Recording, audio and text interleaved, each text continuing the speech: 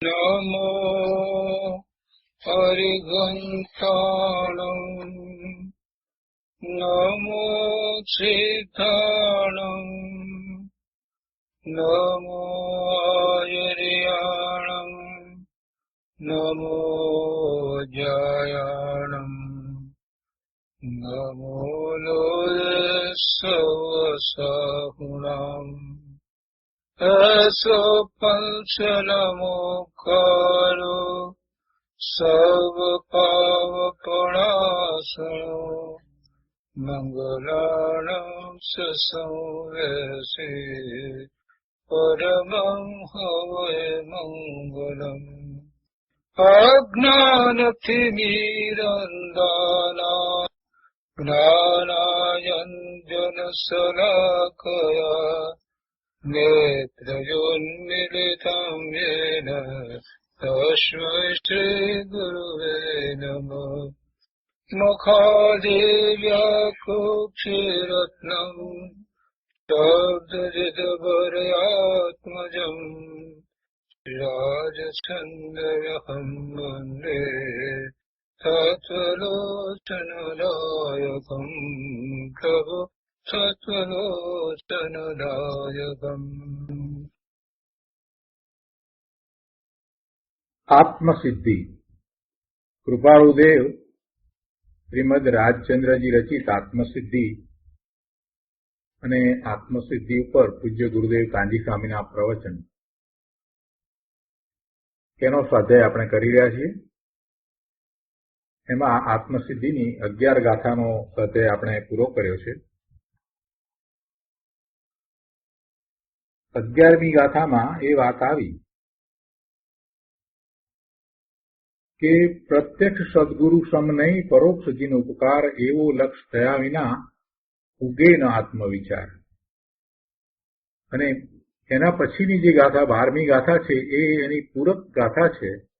એટલે આપણે જયારે 11મી ગાથાની શરૂઆત કરી ત્યારે બંને ગાથા સાથે લીધી હતી. 12મી ગાથામાં એમ કહે છે કે સદગુરુના ઉપદેશ વણ સમજાય ન જીન રૂપ, સમજાવણ ઉપકાર છો સમજે જીન સ્વરૂપ. એટલે 12મી ગાથા છે તે 11મી ગાથાની પૂરક ગાથા છે. 11મીમાં જયારે એમ કહેવામાં આવ્યું કે પ્રત્યક્ષ સદગુરુ છે એમનો ઉપકાર પરોક્ષ જીનેશ્વર ભગવાન કરતા મોટો છે, અને એવું જેને નક્કી નથી થયું. પ્રત્યક્ષ સદગુરુનો ઉપકાર મોટો છે, પ્રત્યક્ષ સદગુરુ વિના એ ધર્મ પામી ન શકે, એવો જેને નિર્ણય નથી થયો કે જીનેશ્વર ભગવાનની વાણીમાંથી આવેલું સત્ય પ્રત્યક્ષ સદગુરુ પ્રકાશી રહ્યા છે. સદગુરુ દ્વારા જ જીનેશ્વર ભગવાનની આપણને ઓળખ થાય છે. એટલે એ વાતનો વિસ્તાર કર્યો. અને એવું જેને હજી આત્મામાં ભાન જ્ઞાન થયું નથી એને આત્મા વિચાર પણ પ્રગટ થતો નથી.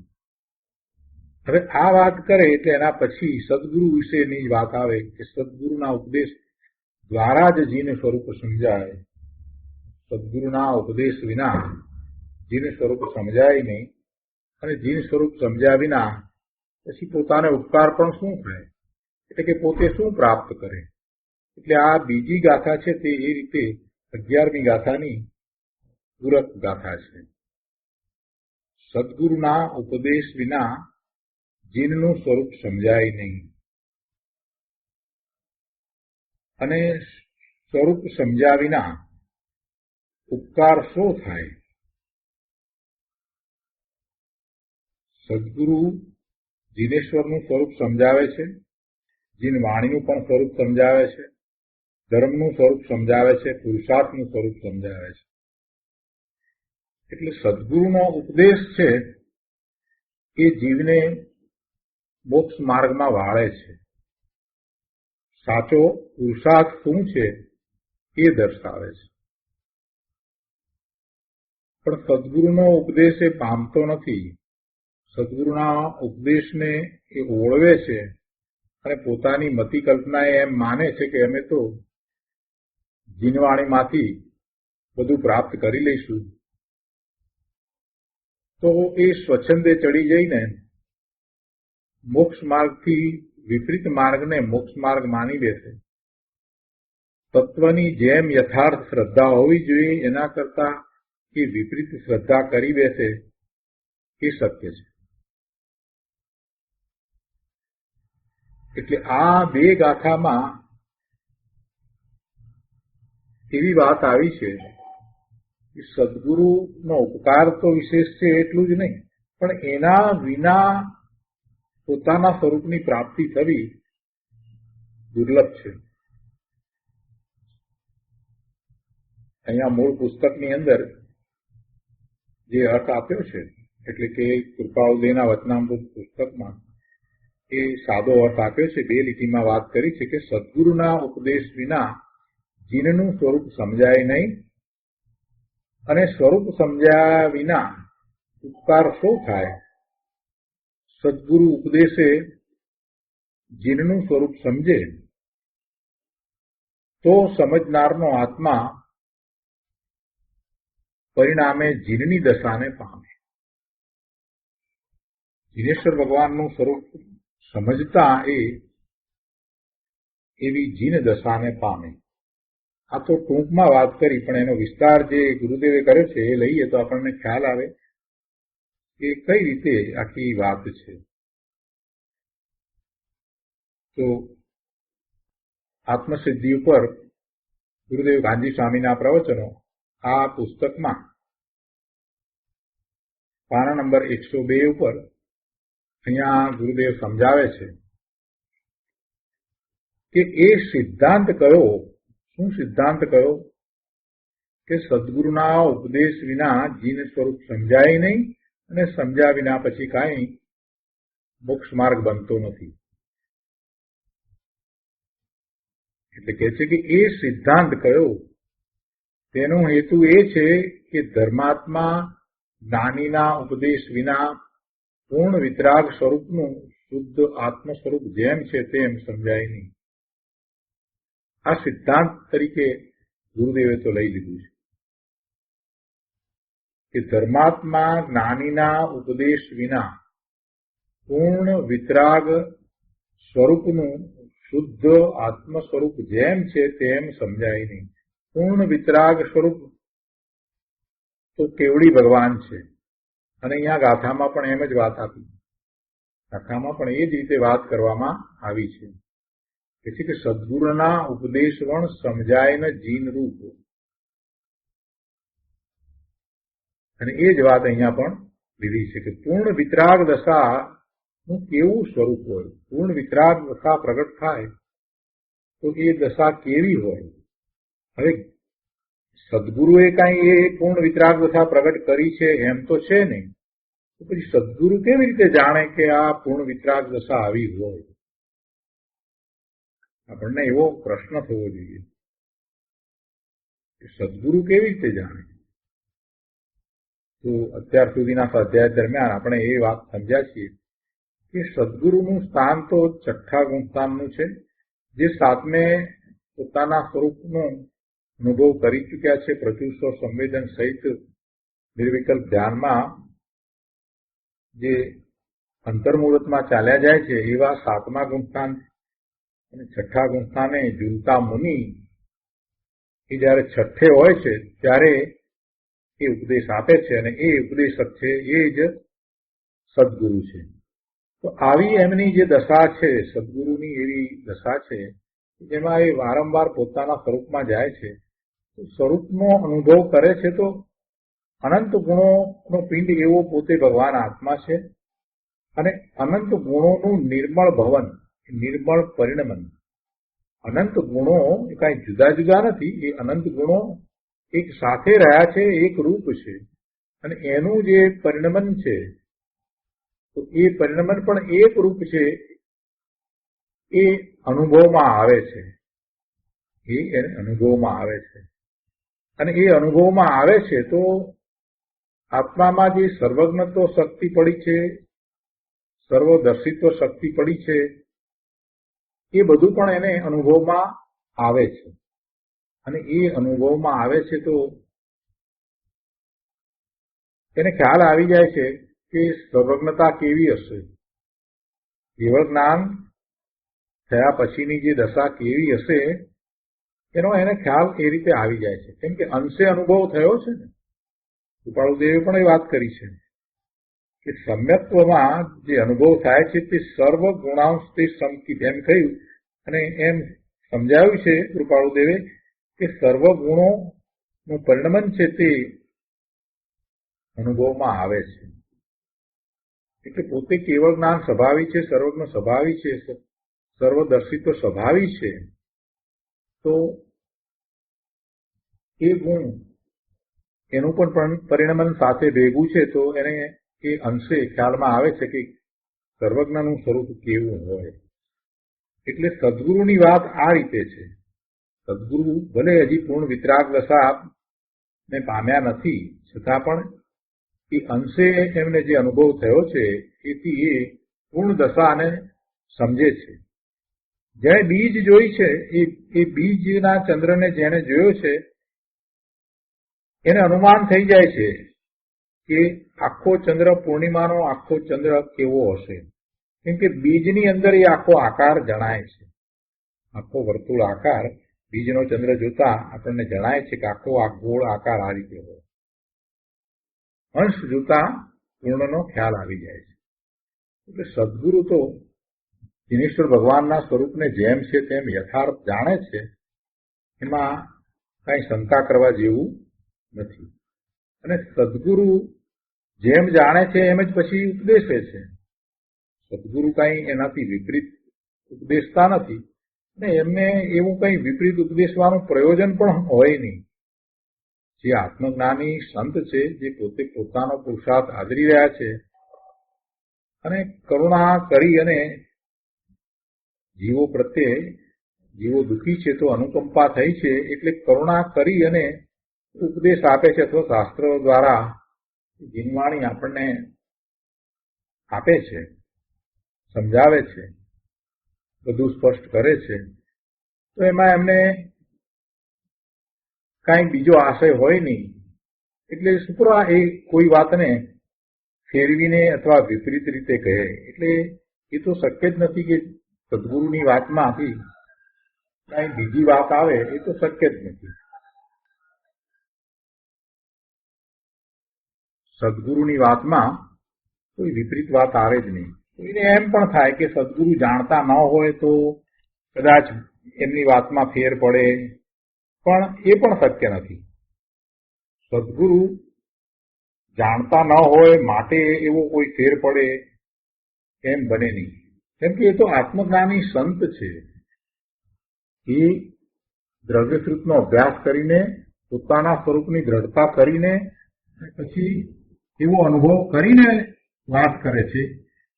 એટલે એમને કાંઈ તત્વના સ્વરૂપથી એ અજાણ છે એવું છે નહીં.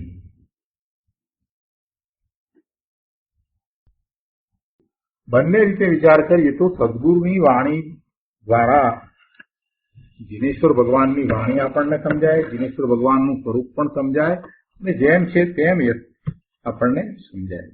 આ વાત કરી છે. હવે એનો વિસ્તાર વધારે કરતા કહે છે કે સદગુરુના ઉપદેશ વિના પોતાના સ્વચ્છંદે પોતાની મતિ કલ્પનાથી શાસ્ત્ર આધારે અલૌકિક પરમ સ્વરૂપને જેમ તેમ ધારી લેવું અને કહેવું કે તીર્થંકર ભગવાને અનંત ઉપકાર કર્યો છે, અમે તે વિતરાગ પ્રભુની આજ્ઞા પાળીએ છીએ, એમ કલ્પનામાં રાગ વડે પરોક્ષનું લક્ષ કરે છે પણ પ્રત્યક્ષ સદગુરુનું લક્ષ નથી.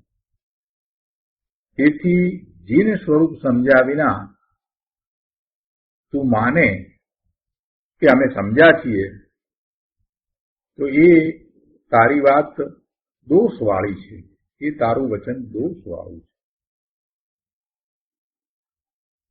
શું કહ્યું? પોતાની મતિ કલ્પનાથી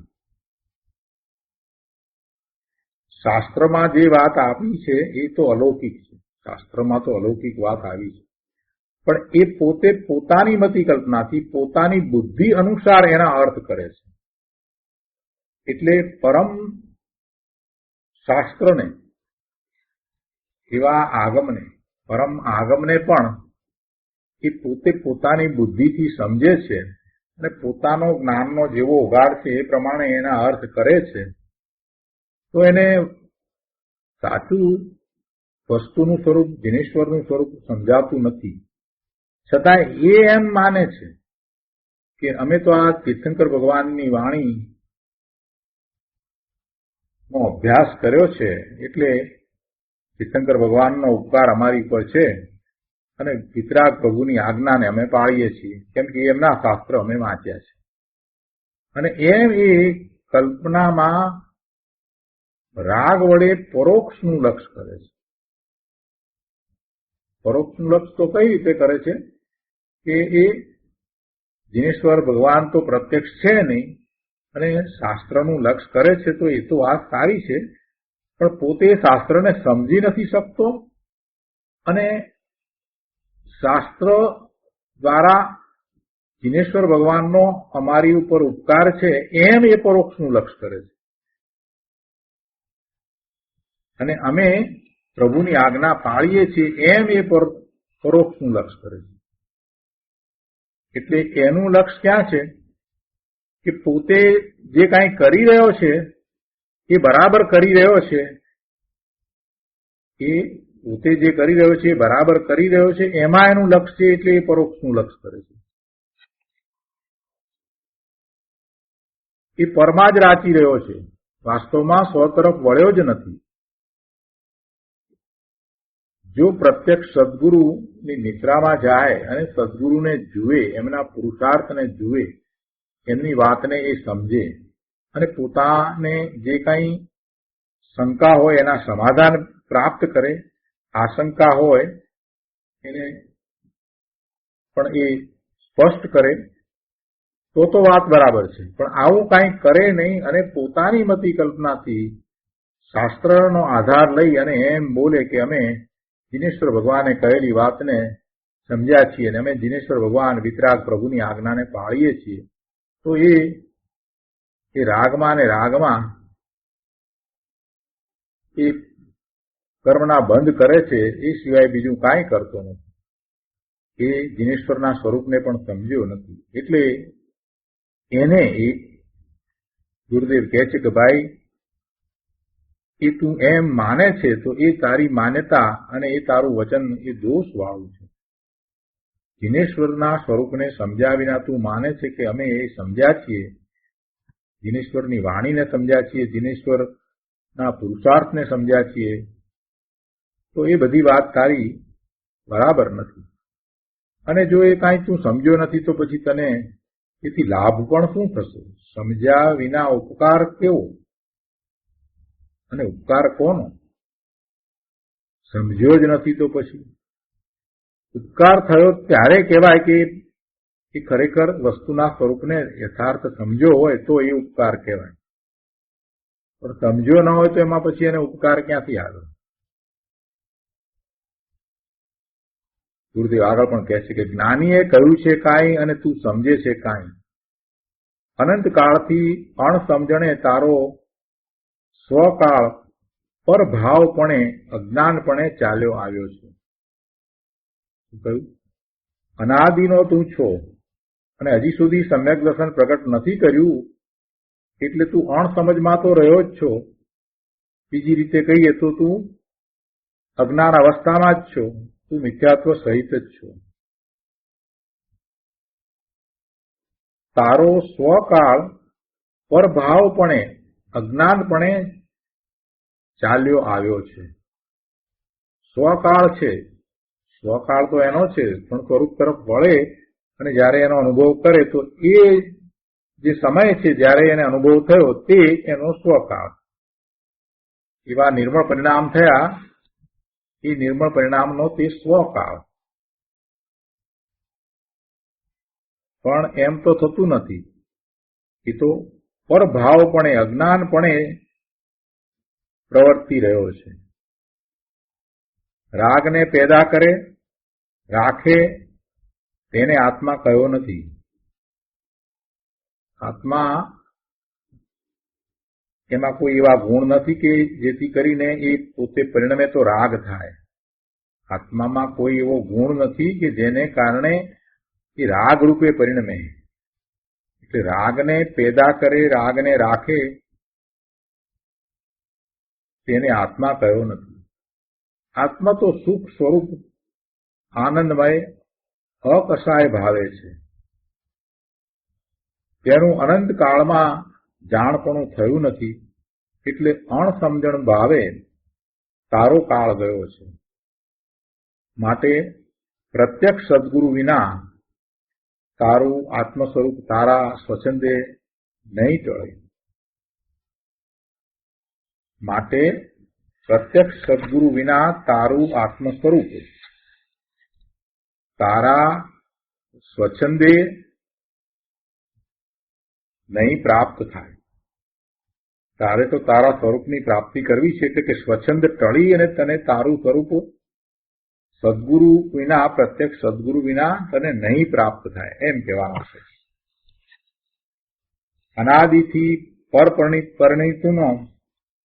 અનાદિથી પરપરિણીતિનો અભ્યાસ અને દેહાધ્યાસ છે. પર સાથે એકત્વ કરી અને રહ્યો છે. પર તરફ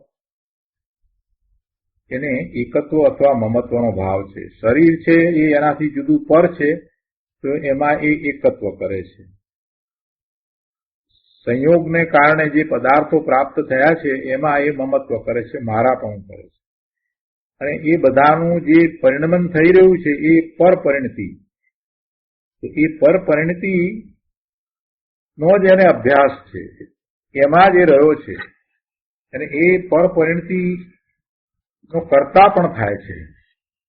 એની આસપાસમાં જે કંઈ પદાર્થો છે એ બધા ના પરિણામને એ પોતે કરવા વાળો છે એમ માને છે. શરીરની ક્રિયા કરવા વાળો પોતે છે એમ માને છે. અને એની આસપાસમાં જે એને પ્રાપ્ત થયું છે એ આ કોમ્પ્યુટર કે કાર કે જે કાંઈ મળ્યું છે એ બધાને હું ચલાવું છું, મારી ઈચ્છા પ્રમાણે હું એને પરિણમાવું છું, એવી એની માન્યતા છે. દેહ સાથે એકત્વ છે, શરીર સાથે એકત્વ છે, અને શરીર એટલે હું. અને જે કાંઈ વિચારે છે એ રીતે જ વિચારે છે કે શરીર એટલે હું, એમ કરીને વિચારે છે. એમ દેહાધ્યાસ છે. દેહ પ્રત્યેનો આવો અધ્યાસ, એવો અધ્યાસ છે કે દેહ અને પોતે કાંઈ જુદા નથી. એટલે જે કંઈ વિચારે છે, જે તરફ એ વળે છે, એ બધામાં પોતે દેહ રૂપે છે એમ કરી અને વળે છે. એટલે દેહ સાથે એને એવું જોડાણ થયું છે. વાસ્તવમાં એ દેહથી જુદો છે, તદ્દન ભિન્ન છે. તે છતાં એને એવો દેહાધ્યાસ વર્તે છે. વર્તમાન પર્યાય છે, તો એ વર્તમાન પર્યાયને અનુરૂપ એને એવો દેહ મળ્યો છે, એવું શરીર મળ્યું છે. વર્તમાન મનુષ્યની પર્યાય છે, તો મનુષ્યની પર્યાયને અનુરૂપ એને મનુષ્યનો દેહ મળ્યો છે, સ્ત્રીનો દેહ કે પુરુષનો દેહ મળ્યો છે. હવે એ દેહ છે અને એ દેહનું નામ છે, તો એ પોતાને એ રૂપે માને છે કે હું રમેશ છું. પોતે આત્મા છે એમ નહીં, પણ હું રમેશ છું, મનુષ્ય છું, રમેશ છું, પુરુષ છું, એમ માને. અને એ એટલું બધું એને પોતાની સાથે એટલું બધું વણાઈ ગયું છે કે એના સિવાય એ બીજી રીતે કલ્પના કરતો નથી કે પોતે આ દેહથી જુદો ને એ રમેશપણું છે એ પોતાનું નથી, એનાથી એ પોતે જુદો તદ્દન ભિન્ન છે, એવો તો એ વિચારે નથી કરી શકતો.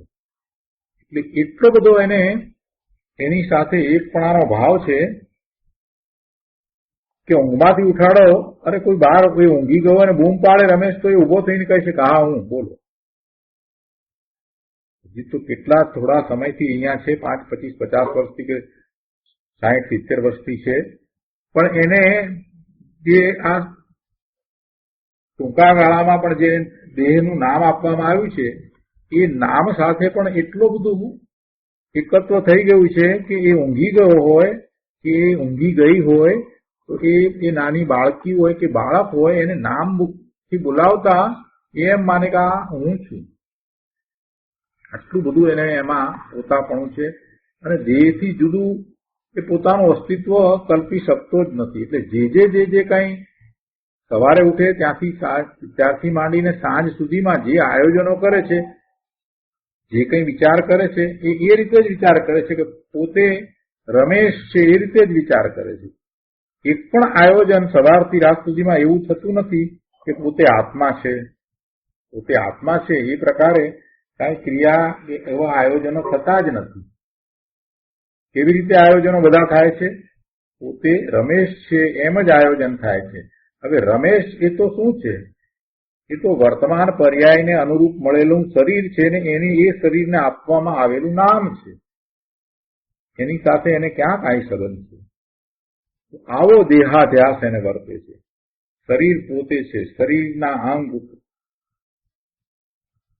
એ પણ પોતાના છે, પોતે એ રૂપે જ છે. જે ક્રિયાઓ શરીરની થાય એ બધી પોતાની ક્રિયા છે એમ માને છે. શરીરમાં જે થઈ રહ્યું છે એ બધું પોતે અનુભવે છે એવી એની દશા છે. હવે આટલો બધો દેહાધ્યાસ હોય તો પછી પોતે આત્મા છે એવી વાત એને ક્યારે યાદ આવે? કોઈ સમય નથી કે જ્યારે એને એમ યાદ આવે કે હું આ શરીરથી જુદો ભગવાન આત્મા છું.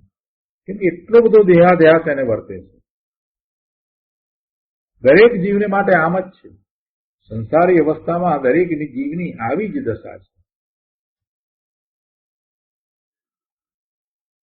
એટલે ગુરુદેવ અહીંયા સમજાવે છે કે પરપરિણતિનો અભ્યાસ અને દેહાધ્યાસ છે. એટલે જેને જે ગોઠે, એટલે જેને જે ગમે છે તે શાસ્ત્રને, ન્યાયને, શ્રવણને જેમ ફાવે તેમ ખતવી દેશે. જેમ ફાવે તેમ એના અર્થ કરશે. દેહાધ્યાસ છે ને, એટલે પોતાને જેવું ગમે એ પ્રમાણે એના અર્થ કરશે. દેહ સાથે બધું ગોઠવી દેશે.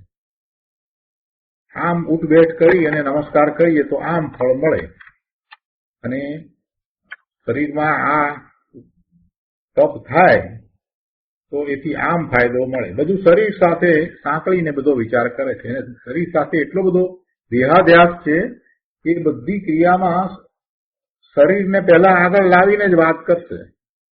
આમ પગ ઊંચો કરીને બોલવામાં આવે તો બરાબર કહેવાય, ને આમ કરીને આમ થાય. બધી વાત એ શરીર સાથે જ લઈને કરશે. એટલે કે છે કે અહીંયા એને જેમ ગમે તેમ એ ખતરી દેશે. શાસ્ત્રને, ન્યાયને, જે શાસ્ત્રની વાત છે એને એ પોતે જેમ પોતાને ગમે તેમ એ એના અર્થ કરશે. દેહાધ્યાસ છૂટ્યો નથી ત્યાં સુધી તો બધું એમ જ થશે. પરનું લક્ષ્ય જ્યાં સુધી છે અને પરમાંથી પોતાને સુખ પ્રાપ્ત થાય ને એવી જ્યાં સુધી બુદ્ધિ પડી છે ત્યાં સુધી તો પછી એ રીતે જ અર્થ બધા કરશે. પોતાને જેમ ઠીક લાગશે એમ જ અર્થ કરશે. સ્વરૂપનું લક્ષ્ય થયું નથી, સ્વરૂપને જાણતો નથી. જીનેશ્વર ભગવાનના સ્વરૂપને અને જીનેશ્વર ભગવાનના પુરુષાર્થને પણ એ સમજ્યો નથી. પછી એ શું કરશે? આ વાત અહીંયા કરી છે. માટે કહે છે કે સદગુરુના ઉપદેશ વિના જીનેશ્વર ભગવાનનું સ્વરૂપ સમજાય નહીં, કે જીનેશ્વર ભગવાનની વાણી સમજાય નહીં. જીનેશ્વર ભગવાને જે માર્ગ દર્શાવ્યો છે એ પણ એને સમજાય નહીં. વળી કહે છે કે અહીંયા 103 પાના ઉપર આગળ કહે છે કે તેમાં જેને પ્રત્યક્ષ સદગુરુનું બહુમાન નથી તેને લક્ષ અને પ્રતીત નથી. સદગુરુના ઉપદેશ વણ સમજાય ન રૂપ. તેમાં જેને પ્રત્યક્ષ સદગુરુનું બહુમાન નથી તેને લક્ષ અને પ્રતીત નથી. આત્માર્થની પ્રાપ્તિથી શૂન્ય એવી સોબત તને મળી જશે તો તને ગમતી વાત ત્યાંથી મળી રહેશે. વાત એવી જ છે. એને જે વાત ગમે છે ને એવી વાત જ્યાં થતી હોય ને ત્યાં એ જાય છે. આત્માની વાત થતી હોય ત્યાં એ નહીં જાય. નિયમસારનો સ્વાધ્યાય શરૂ કર્યો ત્યારે 50 જણા પહેલા દિવસે આવી ગયા. શરૂ કર્યો અને જયારે વાત કરી કે નિયમસારનો પરમ આગમનો સ્વાધ્યાય શરૂ કરીએ છીએ એવી મેલ મોકલી એટલે બધા આવી ગયા. અને આત્માની જ વાત આવી, કેમ કે નિયમસારની શરૂઆત કરી તો પહેલી જ વાત મોક્ષની વાત કરી, મોક્ષ માર્ગની વાત કરી, એટલે અડધા લોકો નીકળી ગયા. એક બે દિવસમાં તો અડધા લોકો નીકળી ગયા. જો એ વખતે સાથે થોડુંક ગવડાવ્યું હોત ને થોડા ગીતો ગાયા હોત ને ભક્તિ કરી હોત તો રહી જાત બધા. આત્માની વાત આવી, તત્વની વાત આવી એટલે નીકળી ગયા. એટલે પોતાને જે ગમે છે એવું થાય છે ત્યાં એ ધર્મ માનીને રોકાઈ રહે છે.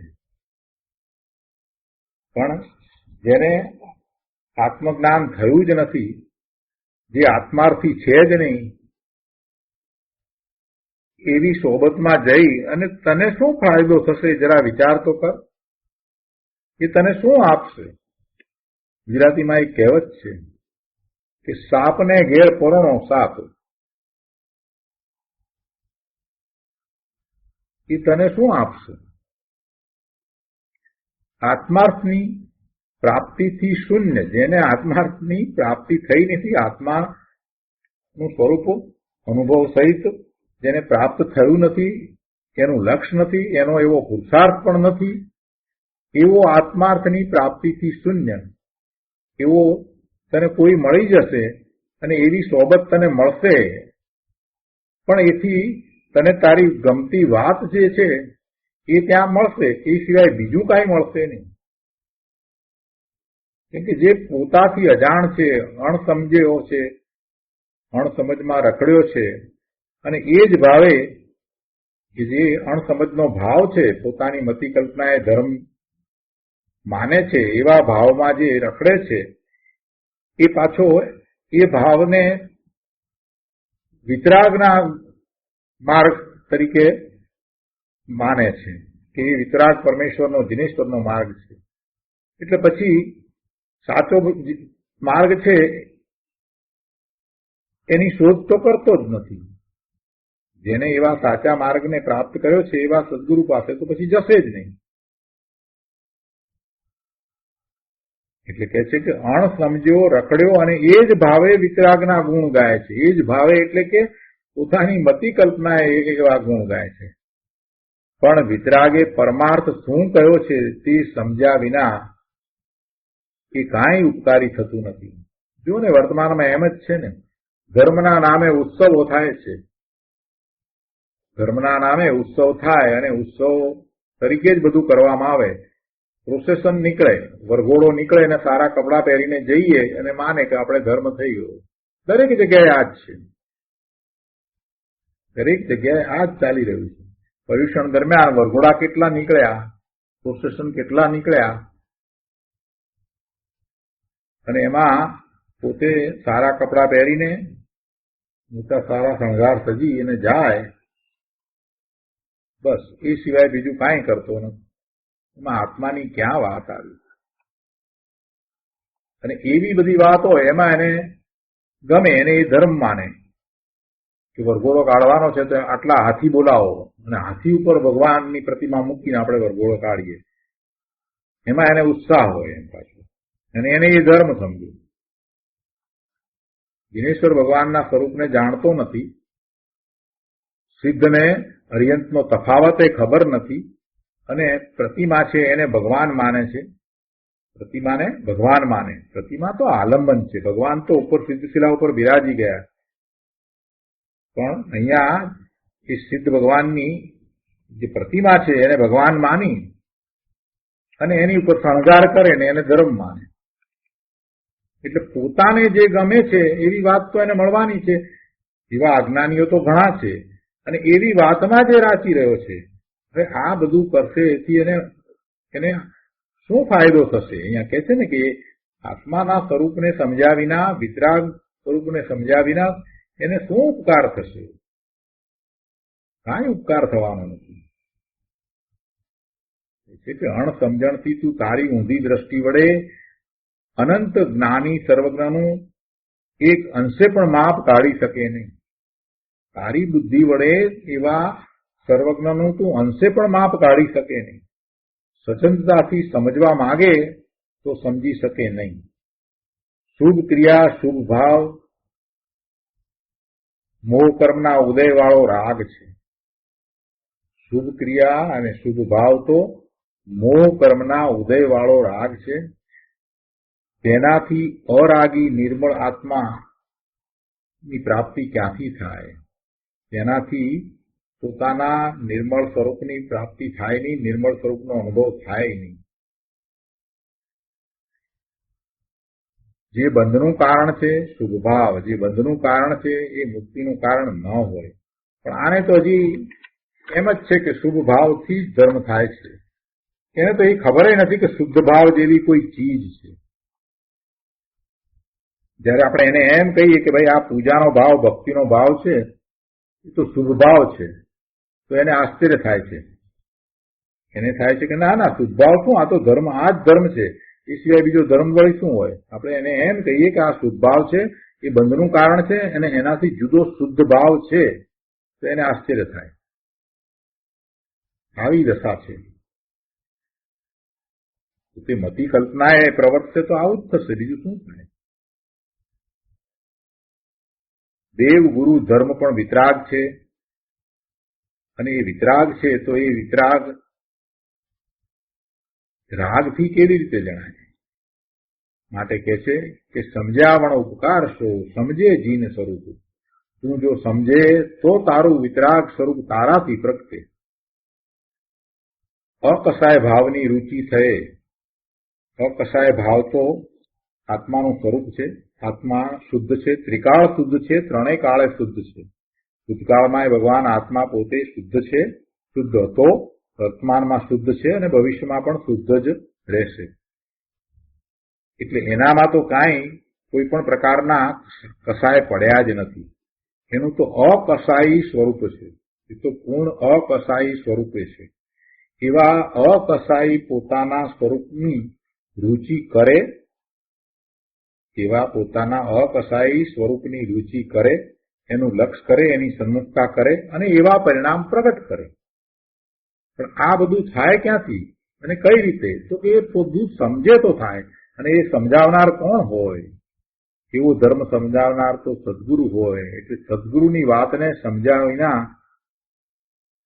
કાંઈ લાભ થાય નહીં. અકસાય ભાવની રુચિ થયે સમજનારનો આત્મા પરિણામે જીન દશાને પામે.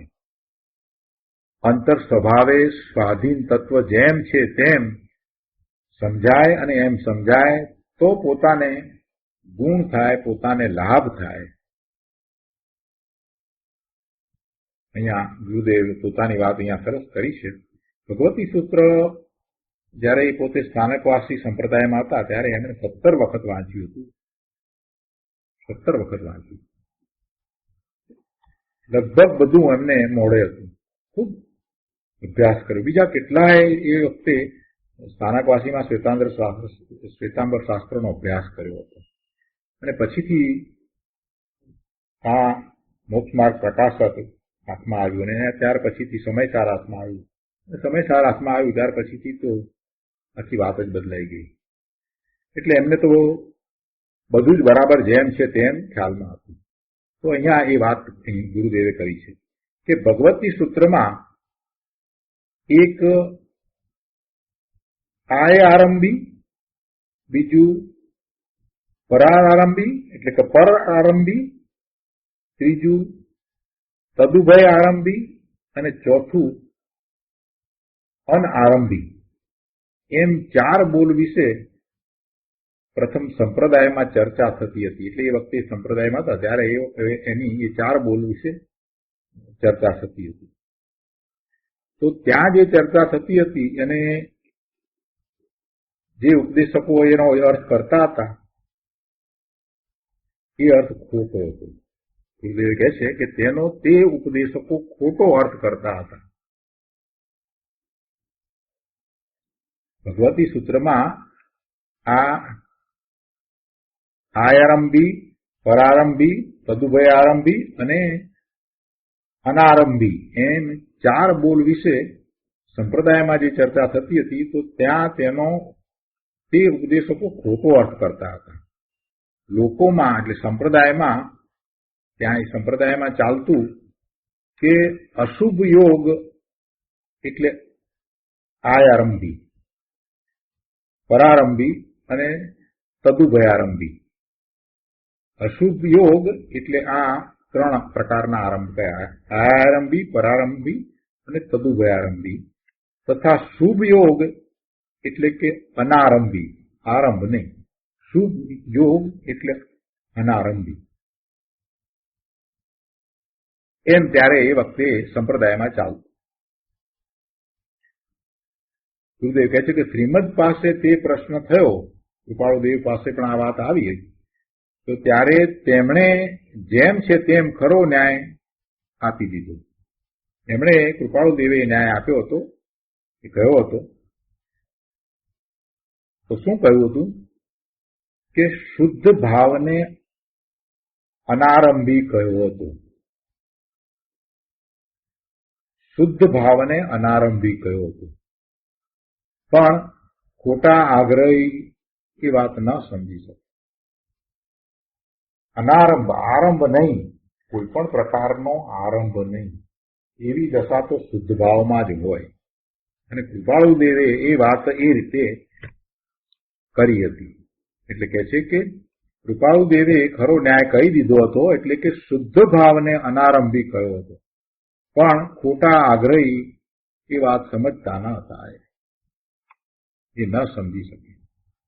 ઘણા લોકો શુભ યોગને સંવર નિર્જરા માને છે, શુભ ભાવને, શુભ યોગને સંવર ને નિર્જરા માને છે. ઘણા એટલે ઘણા લોકોની આવી જ માન્યતા છે, અત્યારે પણ એવી જ માન્યતા છે. શુભ ભાવ દ્વારા સંવર અને નિર્જરા થાય. સંવરના સાચા સ્વરૂપને જાણતા નથી અને નિર્જરાના સાચા સ્વરૂપને જાણતા નથી. એટલે ખરેખર જોઈએ તો વાસ્તવમાં એ કર્મના બંધને પણ જાણતા નથી. કર્મનો બંધ કઈ રીતે પડે છે અને એ પછી નિજરા કઈ રીતે થાય છે, એમાંની એક પણ વાતને એ જાણતા નથી. કેમ કે એ શું માને છે? શુભ દ્વારા સંવરને નિજરા માને છે.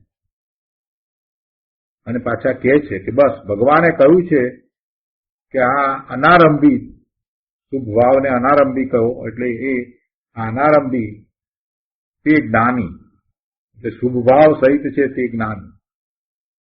અને આપણે પાપ નથી કરતા માટે શુભ યોગ તે અનારંભીપણું છે, એટલે ધર્મીપણું છે. આવી વાત માનતા હતા. હવે ત્યાં એ શુભ ભાવને અનારંભી જે કહ્યો હતો, તો ત્યાં એ શબ્દનો જે અર્થ કરવાનો હતો એ આ કરવાનો હતો કે એમાં એ શુદ્ધ છે. એટલે કૃપાળુદેવે વિચક્ષણતાથી એ વાત કરી હતી, એનો અર્થ કર્યો હતો કે આ શુભને આ સ્થાને શુભ જે કહ્યું છે એટલે એ આત્માનો સ્વાભાવિક સહજ ભાવ છે, એમ શુભ. શુભ એટલે પરને લક્ષ્ય થતો શુભ ભાવ એમ નહીં, પણ શુભ એટલે પવિત્ર ભાવ, એટલે કે શુદ્ધ ભાવ, એટલે કે આત્માનો સ્વાભાવિક સહજ ભાવ, એમ ખરેખર અર્થ થાય છે. તે પવિત્ર પારિણામિક ભાવ છે એમ કહી અને શુભને અનારંભી એ અપેક્ષાએ કહ્યું હતું. શુભ ખરેખર આપણે જેને પરના લક્ષ્ય જે ભાવ જે થાય છે, શુભ ભાવ જેને કારણે પુણ્યનો બંધ પડે છે, એ અનારંભી ભાવ નથી, એ અનારંભી નથી. પણ જે સહજ સ્વાભાવિક આત્માનો ભાવ છે તેને એક અપેક્ષાએ શુભ, આપણે ઘણી વસ્તુને શુભ એમ કહીએ છીએ ને, તો એમ એ શુભ કહ્યું. કારણ કે આધ્યાત્મિક ભાષામાં શુદ્ધને પવિત્ર અને શુભ કહેવામાં આવે છે. પુણ્ય પાપ રહિત શુદ્ધ પારિણામિક ભાવે આત્મા જ્ઞાતા અક્રિય સિદ્ધ ભગવાન જેવો છે, તે પારિણામિક ભાવને અનારંભી સ્વભાવ માનવો, તેને અહીં શુભ કહ્યો છે. આવો અર્થ છે. એટલે આવી વાત આ એક દ્રષ્ટાંત દ્વારા આપણને સમજાવી. તો એ સમજાવવા પાછળનું કારણ શું છે કે શાસ્ત્રની ઘણી વાતને જ્ઞાની સમજી શકે. કૃપાળુદેવે એ જગ્યાએ શુભ શબ્દ હતો, છતાંય જેમ છે તેમ એનો અર્થ કર્યો. હવે કૃપાળુદેવને બદલે બીજા જે કંઈ હોય એ બધા કેવો અર્થ કરે, અથવા તો પંડિત હોય તો પણ એ કેવો અર્થ કરે. એ શુભ જ માને કે જે આ પરલક્ષ્ય થતો શુભ ભાવ છે એ અનારંભી છે એમ જ માનવાના ને. એટલે સાચા અર્થ શબ્દ જે જગ્યાએ મૂક્યો હોય એનો સાચો અર્થ કોણ કરે? જે આત્મજ્ઞાની છે તે એનો સાચો સમ્યક અર્થ કરે. એટલે પોતે પોતાની બુદ્ધિથી પોતાની મતિ કલ્પનાએ શાસ્ત્ર વાંચે તો એમાંથી એને કાંઈ પ્રાપ્ત ન થાય. કેટલીક વખત તો ઉલટો એના વિપરીત અર્થ કરી અને અટકી રહે, એ અટકી જાય, ધર્મમાં આગળ વધે નહીં. આવું થાય. જુઓ ને, આપણે અત્યારે શાસ્ત્રોનો અભ્યાસ કરીએ છીએ, સમયસારનો અભ્યાસ કરતા, એની પહેલા પ્રવચનસાર, અષ્ટપાઉડ, આ બધાનો અભ્યાસ કરતા, અને અત્યારે નિયમસારનો પણ અભ્યાસ કરીએ છીએ, ત્યારે આપણને ખ્યાલમાં આવે છે કે ઘણી જગ્યાએ ગુણ શબ્દ વાપર્યો છે, પણ એ ગુણ છે તે પર્યાય છે. ઘણી જગ્યાએ એને ગુણ કહેવામાં આવ્યો હોય, પણ વાસ્તવમાં એ ગુણ નહીં, પણ એ પર્યાય છે. પણ એ કોણ સમજાવે?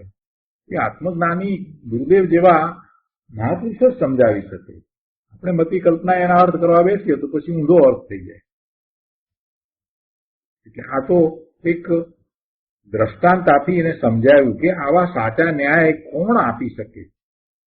એ એવા જ્ઞાની પુરુષો એવા સાચા ન્યાય આપી શકે. આ વાત અહીંયા આપણને સમજાવી છે. અહીંયા તો મૂળ વાત ગાથાની એમ છે ને કે સદગુરુના ઉપદેશ વિના સમજાય ને જીન રૂપ. એટલે જીનેશ્વર ભગવાનની વાણી પણ ન સમજાય, એનું સ્વરૂપ પણ ન સમજાય, પુરુષાર્થનું સ્વરૂપ પણ ન સમજાય, કાંઈ સમજાય નહીં. અને પછી સમજે નહીં તો પછી શું ફાયદો? એટલે આ વાત છે. હજી એનો થોડોક વિસ્તાર કર્યો છે. આપણા પ્રયોજનને માટે કેટલીક વાત એમાંથી નીકળે છે, એટલે આપણે લઈએ છીએ 104 પાના ઉપર. અહીંયા કહે છે કે આત્માના શુદ્ધ સ્વભાવને જે અશુદ્ધ કરે તે રાગને શુભ કેમ કહેવાય? શુભ એટલે ઉપાદેય. આત્માના શુદ્ધ સ્વભાવને જે અશુદ્ધ કરે તે રાગને શુભ એટલે ઉપાદેય કેમ કહેવાય? હવે અહીંયા એ સમજવાનું છે કે શુદ્ધ સ્વભાવને એટલે અનંત ગુણોનો પિંડ ભગવાન આત્મા, એનું અનંત ગુણનું જે શુદ્ધ પરિણમન છે એને કારણે એનો જે સ્વભાવ છે, તો એ સ્વભાવને કાંઈ અશુદ્ધ કરે એમ નહીં, પણ એવા સ્વભાવથી છૂટીને એ રાગ રૂપે થાય એટલે એમ એ અશુદ્ધ કરે. આત્માના શુદ્ધ સ્વભાવને જે અશુદ્ધ કરે એમાં કહેવાનો આશય શું છે કે આત્માનો સ્વભાવ કાંઈ બદલાઈ જાય એમ થતું નથી. શક્તિ અપેક્ષાએ જે છે તે તો તેનું તે જ રહે છે, અને એનું નિર્મળ શુદ્ધ પરિણમન પણ એમ જ છે, એમાં કાંઈ ફેર પડતો નથી. પણ એને છોડીને એ પોતે પરનું લક્ષ કરી અને શુભાશુભ ભાવે થાય છે, એટલે એમ એ અશુદ્ધતા પોતે કરે છે, એટલે એ રાગ રૂપે પોતે થાય છે. પણ અહીંયા વાત આપણે બીજી સમજવી છે. અહીંયા તો એમ સમજવી છે કે જે શુભ ભાવ છે, જે રાગ છે, એને ઉપાદેય કેમ કરાય? એને ઉપાદેય કઈ રીતે કરાય? એ આદરણીય કઈ રીતે કરાય? કે જેને કારણે બંધ થાય એ રાગને શુભ કેવી રીતે કહેવાય? શુભ માનીને એને ઉપાદેય કરીને એના દ્વારા ધર્મ થશે એમ કેવી રીતે મનાય? પણ ઘણા જીવો સમજ્યા વિના શાસ્ત્રના ન્યાય વિરુદ્ધ ઊંધા અર્થ કરે છે. પાપ પરિણામ ન કરવા પણ પુણ્ય પરિણામ તો કરવા જેવા છે. પાપ પરિણામ ન કરવા પણ પુણ્ય પરિણામ તો કરવા જેવા છે. શુભ ભાવથી શુભ રાગથી સંવર નિજરા ધર્મ થાય, અનારંભીપણું થાય, એમ એ અજ્ઞાનીઓ માને છે અને કહે છે કે અમે વિતરાગની આજ્ઞા માનીએ છીએ. એમ વિતરાગના નામે ઊંધા ગાણા ગાય છે, એટલે એ ખરેખર તો રાગની ભક્તિ કરે છે. મોહ ભાવને અજાણપણે એ પોષે છે. મોહ ભાવને શુદ્ધ ભાવ માની બેસે છે, અને અજાણપણું છે એટલે કાંઈ બચાવ થતો નથી. એ અજાણપણું જે છે એ કંઈ એમ નથી કે એથી કંઈ એમનો બચાવ થઈ જાય ને એમને કર્મના બંધ ન પડે, એમ ન થાય. તો ભૂલ છે તો ભૂલ જ છે. ભૂલ એ અજ્ઞાન, અને અજ્ઞાન એ કાંઈ બચાવ નથી. કોઈ કહે કે આ બધાને બિચારાને જ્ઞાન નથી, ભાન નથી, એટલે આવી માન્યતા કરે છે, તો એથી કઈ એમને ક્ષમા મળી જાય અને હવે કઈક એમને ધર્મ થઈ જાય એવું કરો, એવું થઈ શકતું જ નથી. જે અજ્ઞાનવશ જે ભાવ કરે છે તો એ ભાવ કરે છે, એ ભાવને કારણે એવા બંધ કરે છે, એમાં કાંઈ ફેર પડતો જ નથી. એ અજાણ હતો, એને ખબર ન હતી માટે કઈ એમાં ફેર પડે એવું બનતું જ નથી, એવું બની શકે પણ નહીં. એ શા માટે અજાણ રહ્યો? પોતે જ્ઞાન સ્વભાવી ભગવાન આત્મા છે, એને જાણવાનો એને પ્રયત્ન પુરુષાર્થ કેમ ન કર્યો? ઊંધી માન્યતા એને ગમતી હતી, ઊંધી માન્યતામાં એને આનંદ આવતો હતો. આ વાજા વાગે, ઢોલ વાગે, નાચવું ગાવું આ બધું ગમતું હતું, એટલે જયારે જયારે ધર્મના નામે ઉત્સવો થયા ત્યારે ત્યારે તેમાં હાજર રહ્યો. પણ જયારે સાચી ધર્મની વાત આવી, કોઈ એવા સંત પુરુષોએ, આત્મજ્ઞાની સંતોએ એવા વ્યાખ્યાન કર્યા, ત્યારે તે ત્યાંથી ઉઠીને ચાલ્યો ગયો. એટલે એમાં દોષ એનો છે, એટલે એમાં કઈ અજ્ઞાન એ બચાવ નથી, અજ્ઞાન ભાવે એ રહ્યો એ કઈ બચાવ નથી. વિતરાગ ભગવંતોએ આત્મ સ્વરૂપ પ્રગટ થવાની શુદ્ધ પારિણામિક સ્વાભાવિક દશાને અનારંભી દશા એટલે કે પુણ્ય પાપ રહિત શુભાશુભ રાગ વિનાની શુદ્ધ પારિણામિક દશા કહી છે. અનારંભી દશાની વાત કરી, અનારંભની વાત આવી ને એટલે થોડુંક વધારે ગુરુદેવ સમજાવે છે કે વિતરાગ ભગવંતોએ આત્મ સ્વરૂપ પ્રગટ થવાની શુદ્ધ પારિણામિક સ્વાભાવિક દશાને અનારંભી દશા કહી છે. અનારંભી દશા એટલે કે પુણ્ય પાપ રહિત શુભાશુભ રાગ વિનાની શુદ્ધ પારિણામિક દશા એ અનારંભી દશા છે. કોઈ બીજો આરંભ થતો જ નથી. પોતાના સ્વરૂપની પ્રાપ્તિ સિવાય એને બીજી કોઈ અભિલાષા હોતી જ નથી. અને સ્વરૂપની પ્રાપ્તિ થયા પછીથી નિર્વિકલ્પ ધ્યાનમાં પોતાના સ્વરૂપને અનુભવે એને પછી બીજે ક્યાં કાંઈ પણ વસ્તુમાં રસ પડે, બધે ઉદાસીનતા જ વર્તે. આગળ કહે છે કે આ રીતે શાસ્ત્રના અનેક ગૂઢ અર્થ અને અનેક એવા ન્યાય છે, એ ન્યાયને એ સમજે તો એને લાભ થાય, તો એને ઉપકાર થયો કહેવાય. અને એવો ઉપકાર સદગુરુ દ્વારા થાય, બીજી કોઈ રીત નથી. વિતરાગે શુભ ભાવને તે સ્થાને અનારંભી કયો છે, તે અધ્યાત્મ દ્રષ્ટિથી કયો છે. તેને બદલે લોકો વિતરાગના નામે મફતમાં સોંઘું લઈને બેઠા છે. એટલે સોંઘું એટલે કે સસ્તું, જે સહેલાઈથી પકડાઈ જાય એવું બધું પકડી રહે છે. જરાક વિચાર કરવો પડે તો અંદર વિચાર કરતા નથી, ઊંડાણથી સમજતા નથી કે આ કઈ રીતે હોઈ શકે.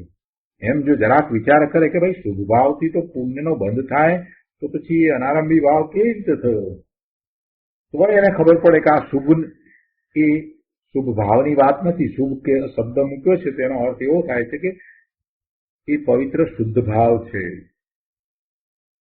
પણ એવી મહેનત તો એને ક્યાં કરવી છે? એ તો બધું સોંઘું લઈને બેઠો છે, સસ્તું લઈને બેઠો છે. શુભ ભાવથી ચારિત્ર ને, શુભ ભાવથી સંવર ને, શુભ ભાવથી નિર્જરા ને, બધું શુભ ભાવથી થાય. માટે વારંવાર કૃપાળુદેવે કહ્યું છે કે સ્વચ્છંદ માન અને મતવાળાને આત્મ સ્વરૂપમાં સ્થિર થવાના તાણા મળતા નથી. એમનો એવો વખત આવતો જ નથી. જે સ્વચ્છંદે છે પોતે પોતાના વિમાનમાં રહ્યો છે, અને મતનો જેને આગ્રહ છે એવા એ પોતાના સ્વરૂપને વિશે સ્થિર થતા નથી. માટે પ્રત્યક્ષ સદગુરુનું મહાત્મ્ય દર્શાવ્યું છે.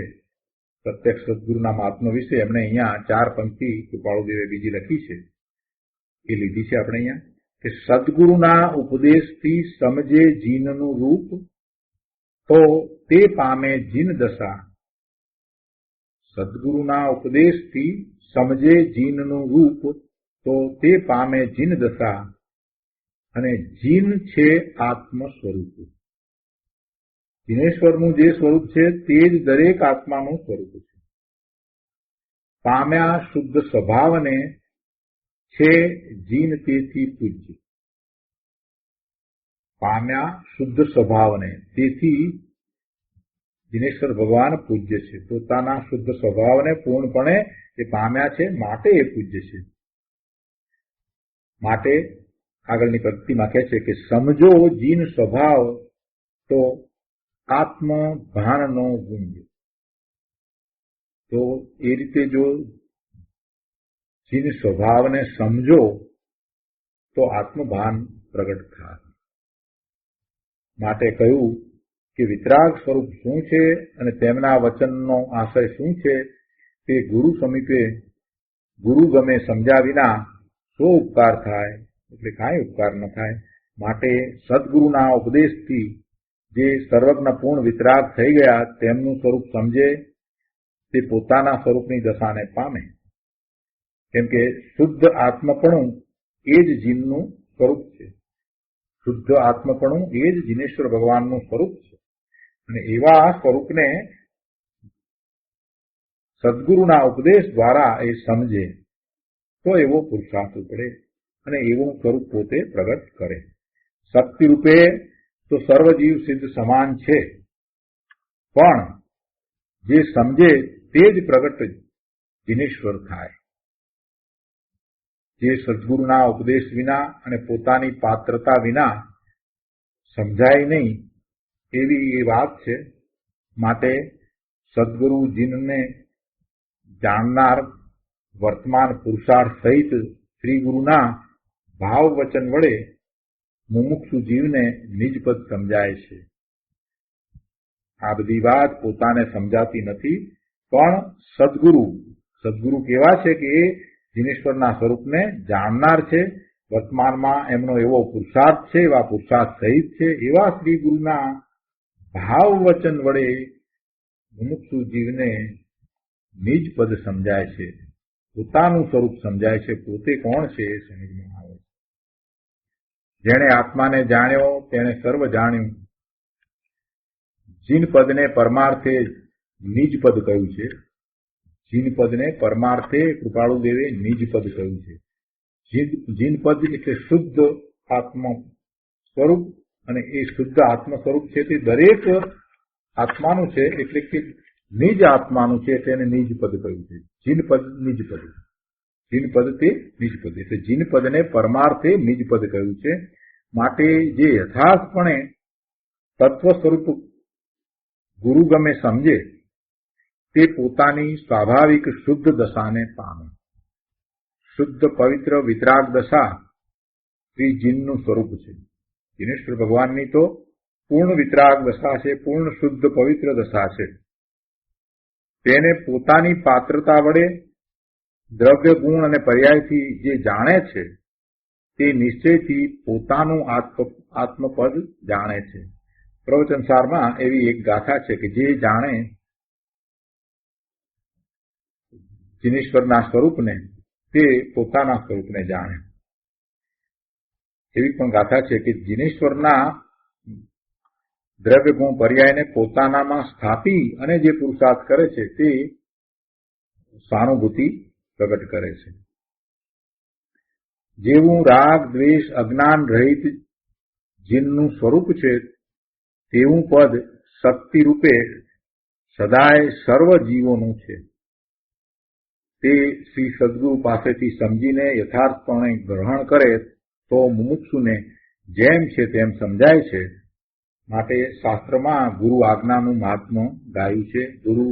સદગુરુનો મહિમા, મહામાન અને આદર તે નિશ્ચયથી પોતાના ગુણનો આદર છે. સદગુરુનો મહિમા અને એમનો આદર એ ખરેખર નિશ્ચયથી તો પોતાના ગુણોનો આદર છે. શ્રી સદગુરુ પાસેથી પોતે આત્મધર્મ સમજ્યો છે, તેમના ઉપકારનો બદલો વાળવાનો પ્રસંગ પણ એ ન ભૂલે. તો આ રીતે આપણે આ 12મી ગાથા અહીંયા પૂરી કરીએ છીએ. આજનો સ્વાધ્યાય અહીંયા સુધી રાખીએ છીએ. સુખધામ બોલીએ. સુખધામ અનંત સુસંત ચરી દિન રાત રહે તદ ધ્યાન